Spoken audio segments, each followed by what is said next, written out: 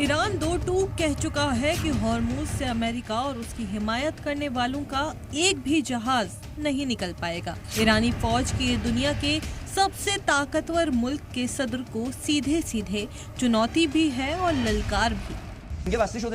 هر کس بخواد عبور بکنه قهرمانان فداکار ما در نیروی دریایی سپاه و ارتش اون کشتی‌ها رو با آتش خواهند کشید نیان به این منطقه। Iran के इस बारूदी धमकी के मायने अमेरिका बखूबी जानता है। हॉर्मुज स्ट्रेट के लिए ईरान क्या कर सकता है ये बताने की जरूरत नहीं है।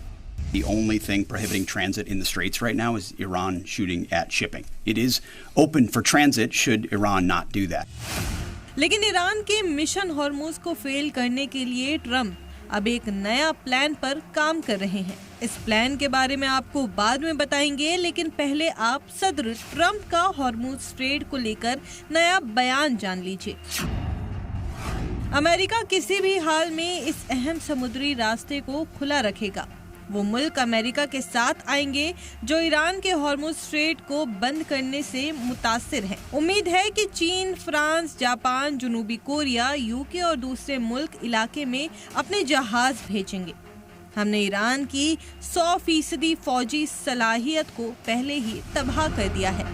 एक तरफ ट्रम्प ईरान के सफाए की बात कर रहे हैं तो दूसरी तरफ ट्रम्प बाकी मुल्कों से हॉर्मुज में शिप भेजने की अपील कर रहे हैं। सवाल ये कि क्या ट्रम्प ईरान से समुद्र के इस इलाके में जंग लड़ने से पीछे हट रहे हैं? क्या बाकी मुल्कों को भी इस जंग में शामिल करना चाहता है? क्या हॉर्मुज का किला ट्रम्प के लिए सबसे बड़ी चुनौती बन चुका है? ईरानी वजीर खारजा ने साफ लफ्जों में कह दिया है कि ये रास्ता अमेरिका और उसके मददगारों के लिए बंद है। Strait of Hormuz is open. It is only closed to the tankers and ships belong to our enemies, to those who are attacking us. पहली वजह, ईरान ने इस इलाके में 400 से 500 स्पीड बोट लगाई हुई है।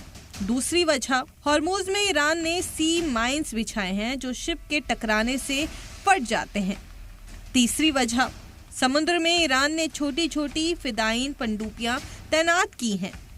चौथी वजह, ऊंची पहाड़ियों पर तोपों की तैनाती है। तो हॉर्मुज स्ट्रेट को ईरान के चंगुल से आज़ाद करवाने के लिए ट्रम्प को इन तमाम चुनौतियों से पार पाना होगा, जो इतना आसान नहीं है। हालांकि समंदर में माइंस पर ट्रम्प ईरान को चेता चुके हैं। पिछले दिनों उन्होंने कहा था, अगर ईरान ने स्ट्रेट ऑफ हॉर्मुज में कोई भी बारूदी सुरंग बिछाई है तो हम चाहते हैं कि उन्हें तुरंत हटाया जाए। ईरान को ऐसे फौजी नताइज भुगतने पड़ेंगे जैसे पहले कभी नहीं देखे होंगे। हॉर्मुज स्ट्रेट यानी कि ईरान और ओमान के बीच मौजूद एक तंग समुद्री रास्ता है।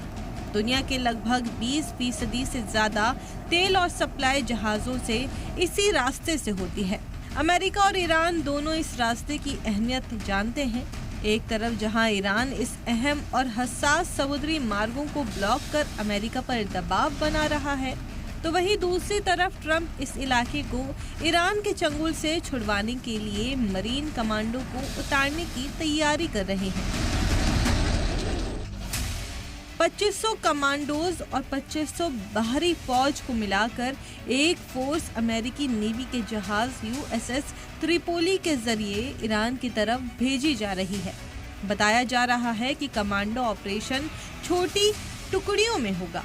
कुछ टुकड़ियों को हॉर्मुज में ईरान के तोप खाने बर्बाद करने की जिम्मेदारी मिलेगी, तो कुछ टुकड़ियों को हॉर्मुज के किनारे पर तैनात ईरान की IRGC फौजी यूनिट को खत्म करने का काम दिया जाएगा।